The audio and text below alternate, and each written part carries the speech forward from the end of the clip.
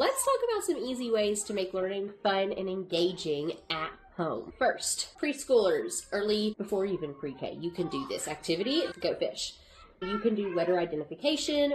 Do you have a J or do you have J for jellyfish? I always do with my daughter sounds before we do the actual letter names because I want her to know the sounds first. The sounds are what's going to help her read, not the letter names. Now, be careful because there are some cards that I am not a fan of as a teacher. It for ice cream. It does not say ice cream. I says it, not I. It eventually does, but not early on. We start with it in early reading and then eventually go to those long vowel sounds. So I'm not a fan for this for early learning. You could make your own or just make sure you're very careful about the ones you have or talk to your child about how letters can be tricky early on. Another is alphabet bingo. This one also has some letters that I'm not a big fan of my own for alphabet bingo with pictures to match the short vowel sounds as opposed to the long vowel sounds. We will eventually talk about long vowels, but just not right now. Bingo is a wonderful one. You can do letter names or letter sounds. Wonderful game. My 3-year-old loves both of those games. Okay. Next, number identification. I highly recommend if your child is 5 years old and does not know your phone number yet, you start working on that. My 3-year-old knows my phone number because we practice, okay? We have a song that we sing to practice my phone number. It doesn't have to be anything super crazy. Just start singing it. Kids love songs. Practice your phone number. Very important.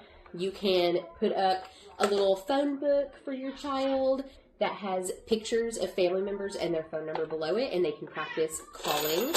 Now, I would recommend, we don't see these phones a whole lot anymore, so you might want to get a phone that is closer to what they might actually see if they do need to call you, because they're likely not to see this.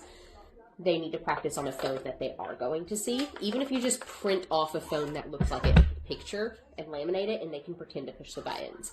Practicing your phone numbers works with a number identification on top of a very important skill they need to have, which is knowing your number. Next up, alphabet puzzles. I love this one because it will tell you the sound. Let's check I. It says the right sound. It has games that you can play.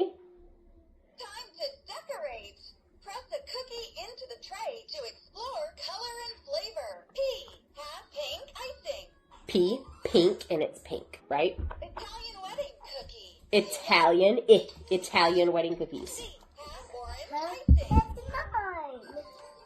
It has a quiz. For what to bake. To bake a cookie, put it where it goes. Let's bake a cookie letter with purple icing. A cookie letter with purple icing. Purple. And you put it in. Okay? So it helps with letters, colors, letter sounds, letter identifications. I absolutely love this puzzle. Highly recommend, and it's fun. And then this one is for the older kids.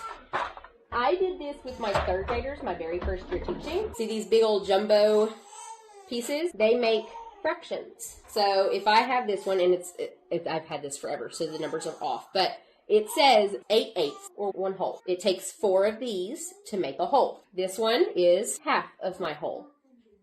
I can see that 2/4 and 1/2 make a whole. I can see that 2/4 is equal to 1/8. Each one of these is an 8. It takes 2/8 to make 1/4, and it takes 4/8 to make 2/4, a half. You can keep going and say that it takes 8/8 to make a whole. You can also show how this piece, you can go half long ways as well. It doesn't have to be a square. You can teach fractions with my 3rd graders absolutely love this activity, and it gave them a visual for their fractions.